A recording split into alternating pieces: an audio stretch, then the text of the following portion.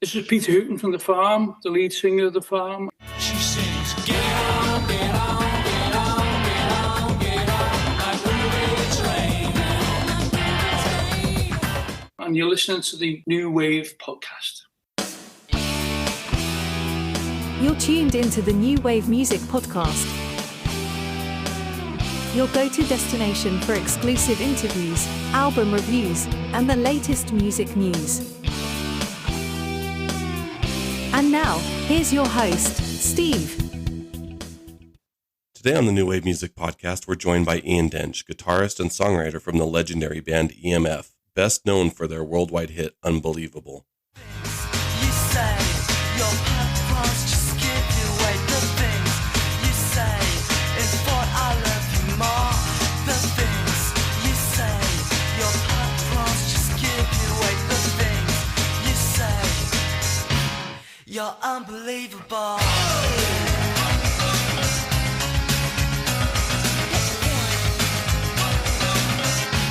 You're so unbelievable. Ian has been the creative force behind EMF's unique sound, which blends rock, dance, and electric energy in a way that helped define the early 90s. Now EMF are continuing that legacy with their latest releases. Last year's full-length album, The Beauty and the Chaos, and their brand new EP, Reach for Something Higher. We'll be talking with Ian about the band's early success, the creative rebirth of EMF, and the stories behind the new albums. Well, Ian, thank you so much for taking time out of your day to join us here on the New Wave Music Podcast. It's a pleasure to be speaking with you. It's lovely to be speaking with you too, Steve. So, Ian, let's start at the beginning. EMF exploded onto the scene in the early 90s with Sherbet Dip and the smash hit Unbelievable. How did that early success happen so quickly, and what kind of impact did it have on the band's career moving forward? It's interesting that you said sherbet dip, actually, because it was Schubert dip, but it was a play on the word sherbet dip, because of course the sherbet dip was the sort of famous candy, and Schubert was the famous German songwriter from the 18th, 19th century. And it was a sort of play on the combination between those two things. And how did it feel to explode onto the global music scene? It was incredible. I mean, I'd been playing in bands for years trying to do it, and had had 2 record deals, and and I hadn't sold a record, and had sort of made every mistake you could possibly make. But when I met James and we put the band together, just somehow all the pieces finally fell into place. And we started the band about, October 1989. We had a record deal by like April 1990. We'd recorded the album by sort of summer 1990. The Unbelievable first single came out December 1990 and was a hit almost immediately in the UK. And it was #1 in the US by summer 1991. It was just textbook overnight success and just complete craziness, sold out tours. And, we were just a bunch of young, guys having the time of our lives. And it was incredible. So as the main songwriter, how has your creative approach evolved since those early days? Well, it's a funny thing, writing a song like Unbelievable fairly early on in your career. Well, how old was I? 25. Because, it's just like my career has been downhill ever since then. I've never quite replicated the success of Unbelievable, although I have had #1 records subsequently and, done some amazing things. Just for some reason, that song just connected. And I think, although I've sort of attempted to replicate that over the years, I think eventually, like sort of 30 years on, I have resigned myself to the fact that there were things in that song that were beyond my control. I mean, I think I was very lucky to have chosen You're Unbelievable, that phrase. I was very lucky to have met the band and had shared vision for the sort of sound, that combination between the sort of beats of hip hop and the guitars of indie rock. And, and I was very lucky to have written a great guitar riff, that just that one popped out from the ether. And but because I was just enjoying myself and loving life and and enjoying the creative process. And I think, all my attempts to replicate it over 30 years, what I've decided to do was replicate the joy for the creative process. And I think that's in some sense why EMF got back together again, because it was that joy that we felt, James and I, when we wrote music together, and we still do. And that is the greatest thing. I think we're writing great music now, great new music, because we are loving it. And all those things that made Unbelievable successful are beyond our control. We were a bunch of young guys, and we looked great, and we had a good sound, and that ain't gonna happen again because we're a bunch of old guys now. But writing great music and loving it is the thing that makes things good, and that we are replicating now. Yeah, and that kind of led into my next question. Is you've reunited EMF several times over the years. Is it that songwriting process or coming up with new material? Is that what keeps bringing the band back together again? I think playing was what brought the band back together again, because we always loved playing live, and EMF live was always a great experience for us, and hopefully too for the audience. And so people would occasionally ask us to do a festival or something, and we'd get back together again, and that was always great. And I think, I don't know, I just, as you get older, you just want to do the good stuff, and the good stuff was playing and writing. But I suppose more it's probably the writing. We played the 30th anniversary shows. That's what happened, and we went out there, and the audience sang all the words to all the songs, and we were sort of taken aback by that. It was like, oh my gosh, there's all this love out there for the band. And I think we sort of felt that love and decided to give a little back, and we wrote Go Go Sapiens and people like that, and then we wrote Beauty in the Chaos, and people seem to like that as well. And then we've just done the Reach for Something Higher EP, and there's another album in the works, and people seem to enjoy it, and we are certainly enjoying it. So long may that continue. Yeah, and you've toured all over the world throughout your career with EMF. What's one show that stood out to you as the most memorable, either because it was incredible or completely bizarre? There are a few of those. I mean, I just quoted the show, when the 30th anniversary show, when the audience sang all the words, and that was a really special moment. And I think I loved that. We just stopped singing. James just stopped singing, and the audience just sang the words to I remember particularly Children and Lies, and some of those songs off Schubert Dip, and that was really lovely. But yeah, there's been some bizarre ones as well. I can remember playing a show in Mexico once. We played a big sort of arena one night, and the next night we played this little club, and it was like a cabaret. There was all people in tables sat in front of us, and that's really not the vibe of EMF. Like, people have little, but it felt like it was like these were important people. They were all dressed up, and it felt very strange. I guess this was an invited audience, and there was no stage diving or anything, and that one felt very strange. Of course, there was that moment, the Hollywood Rock in Rio, when we played to 50,000 people. I think that's the biggest audience we ever played to at the festival there. I remember playing another Roskilde festival. That was a great moment. Just the moment. Roskilde's in Denmark, and Denmark won the European Soccer Championship just before we played, and that audience went crazy.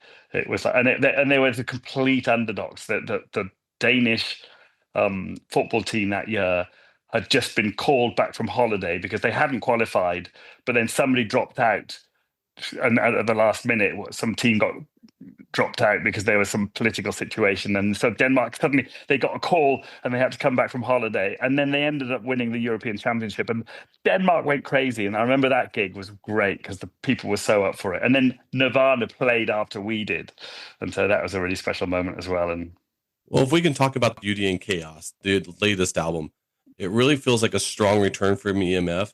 What inspired that record, and what were you hoping to capture with it? it's interesting because we'd done Go Go Sapiens before that, and that was just James and I writing some songs. We'll write some songs and we'll just put them out. And we wrote the songs and we mixed it ourselves, and we just put it out and went on tour, and people loved that. And then we got a sort of some real enthusiasm back from that. And like, well, let's spend a little bit more time. So we spent a little bit more time writing for the Beauty and the Chaos. We had some confidence from having done a new record already, and then we were like, oh well, perhaps this time we'll work with a producer. And Ralph Jezard had produced EMF's first two albums, and he produced Unbelievable, but he'd been in Texas, but we thought, oh well, maybe we'll get in touch with him and see if he'll do a mix of something. We could send him something to mix. And we sent him a message, and it turns out he just moved back to the UK, literally round the corner from my studio.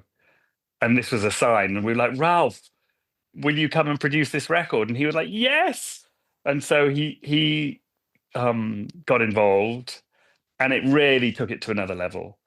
And so that was great having him on board for that. And it just felt more confident. I think we felt more confident as songwriters because we already had a new album under our belts.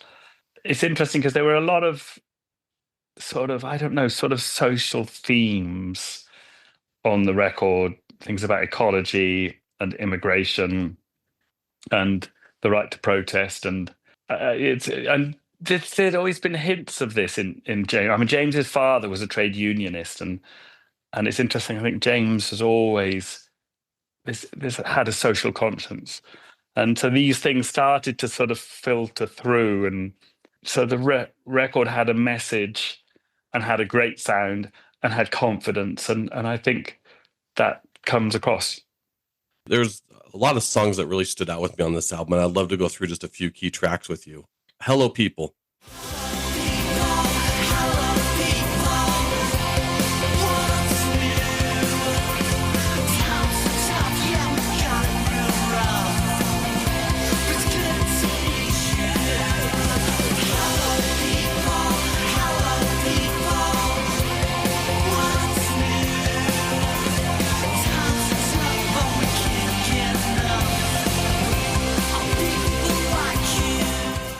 This one opens the album with a really positive and inclusive message. What were you hoping to express with Hello People? Why did you choose that track to open the record? Well, you said it, Steve. It's just that positive, inclusive message that that's a great way to say, hello people. I can't get enough of people like you. Times are tough, but I can't get enough of people like you. And it's the message about immigration, isn't it? It's like, we're all immigrants in a way, and strangers. We took a sample from Stephen Fry. I don't know whether you know who Stephen Fry is, because he's a big personality in the UK and perhaps not so much in the States. But he did this wonderful video about all the sort of hate myths of immigration. This was at the time of Brexit, and just saying, when you meet people, we lose our fear.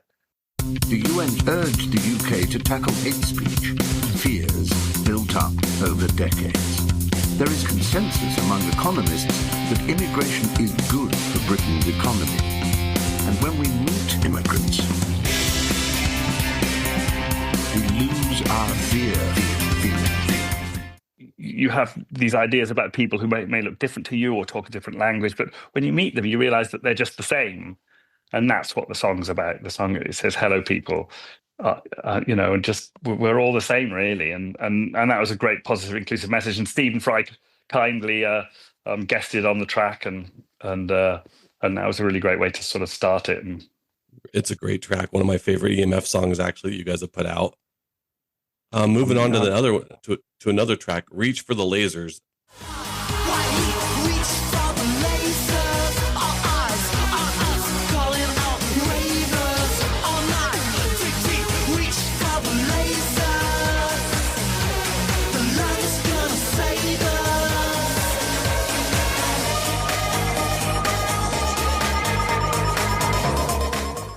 that has that classic EMF energy. It feels euphoric. What's the story behind that song, and what does Reach for the Lasers mean to you now? Well, that's James. That's James all over, because James is a techno head. He he still nothing likes nothing better than dancing all night and in a nightclub to some heavy dance music, and Reach for the Lasers literally means, when you're that moment in the club when they're flashing the lasers and you reach up and and that euphoria that we all felt in the 90s and in this sort of dance revolution. And there's a great moment in it when James lists all his favorite DJs, and Andy Weatherall gets mentioned 4 times, which shows who is his favorite DJs. And we've been doing a great thing live where after the sort of list of DJs, we break into a medley of classic sort of 80s, 90s dance rock tracks. And I think, there's some wonderful things in there. We do a bit of Blue Monday, we do Breathe from the Prodigy, we do Dominator, and it's a real celebration of the dance floor. 21st Century.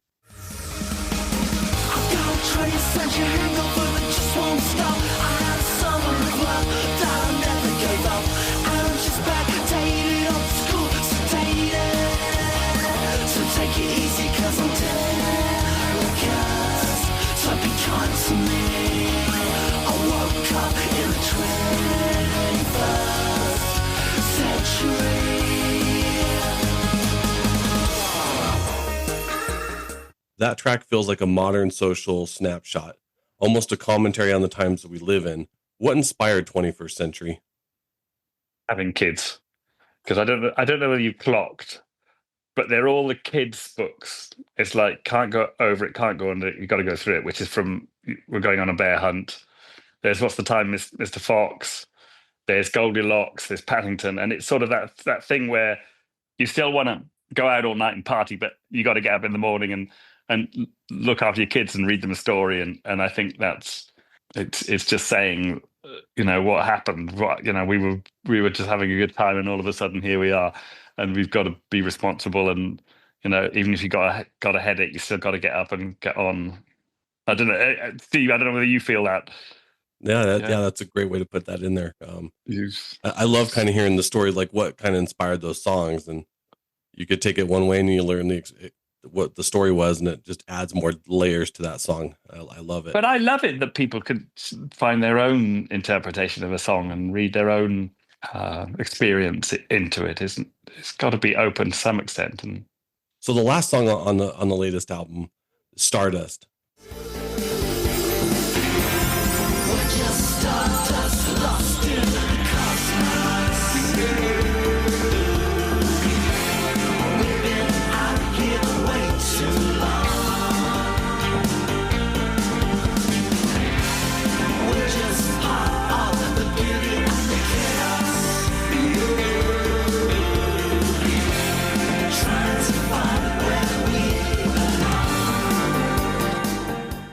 That has more of an introspective, almost nostalgia feel.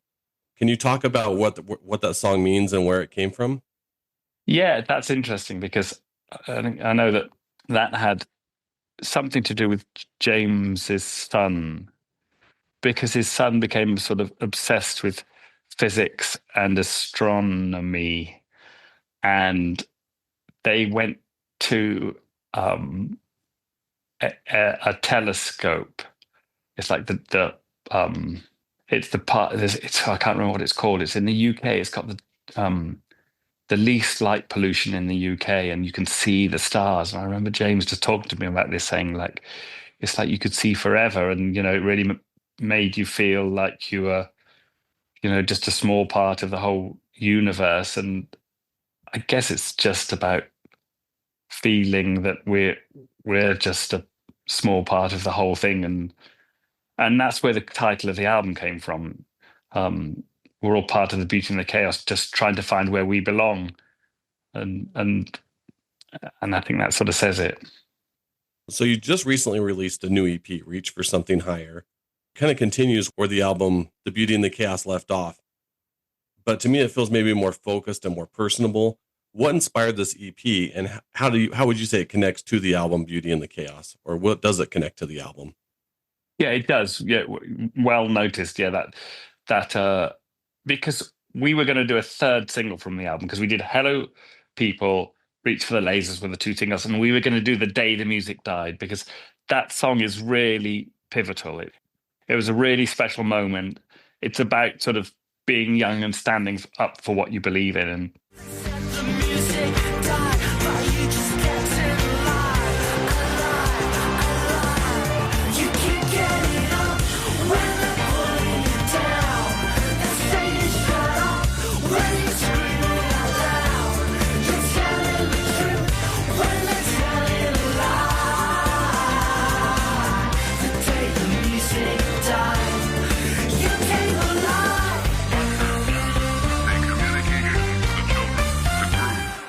And we were going to do that as the third single.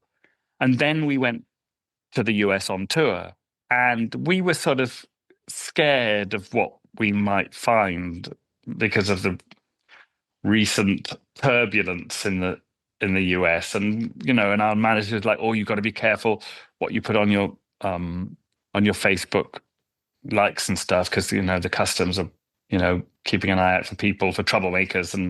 And we were scared, but then we got to the States and we felt such sort of hope.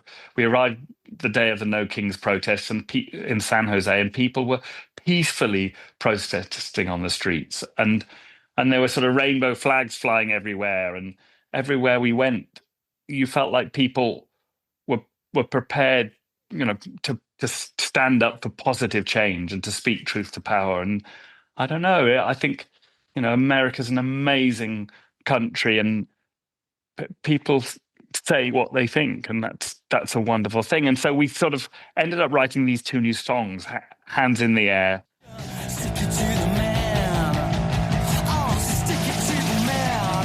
Yes, we can. Put your hands in the air. Put your hands in the air. Put your hands in the air. Put your hands in the air. Put your hands in the air. Put your hands in the air. Put your hands in the air for liberty.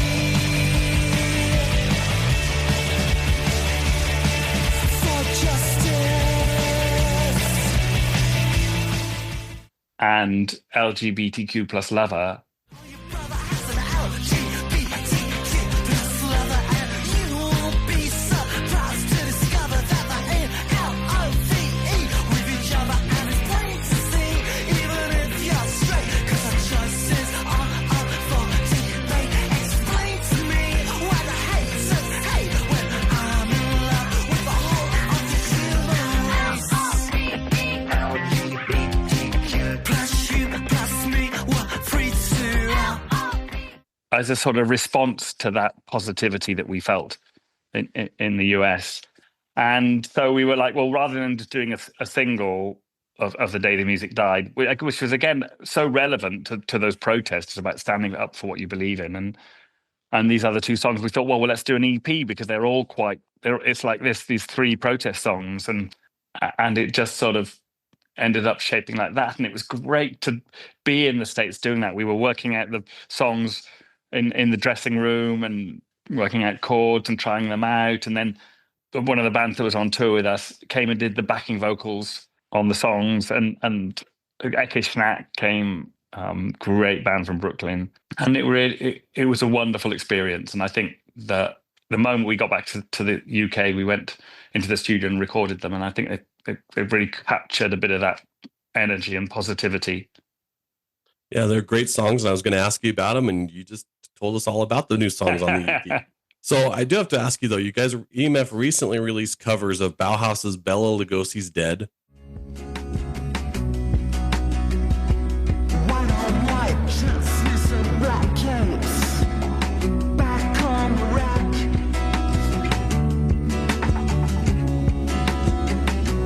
Bela Lugosi's dead. The banks have left the banks out. The victims have been black red velvet lines. The black box. Bela Lugosi's dead.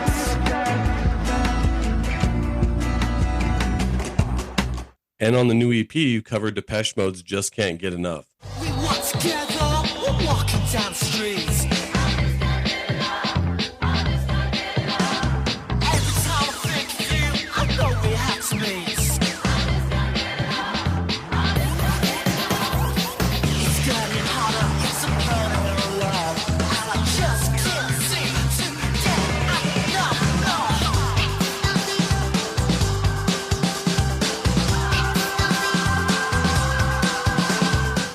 What made you choose those particular songs, and how do you make them feel like EMF while keeping their original essence?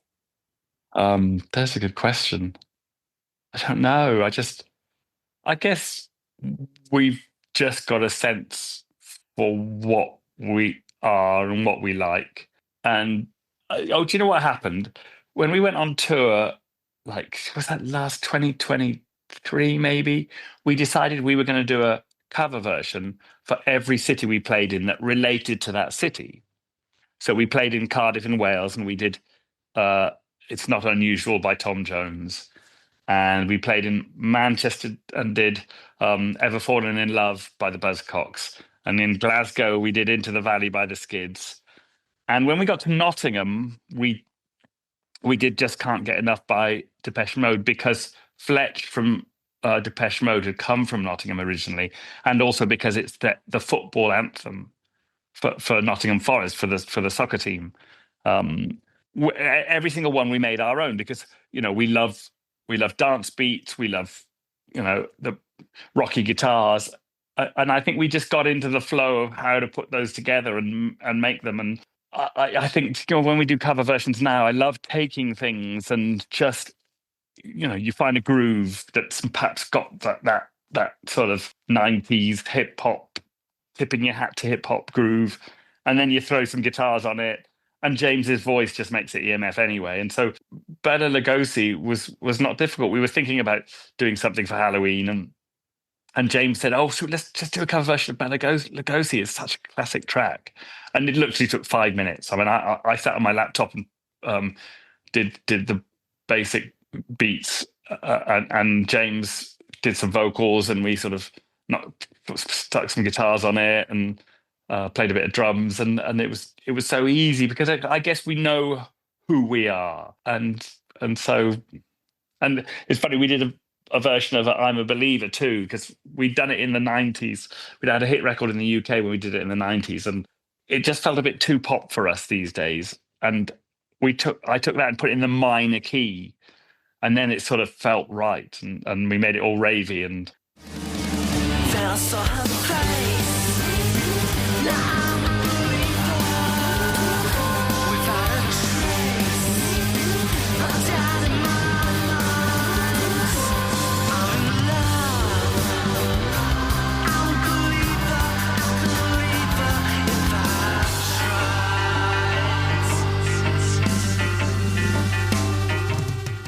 it's really nice to feel like you know who you are and what your sound is. And I feel like we could probably take any record in the whole world and make it EMF now.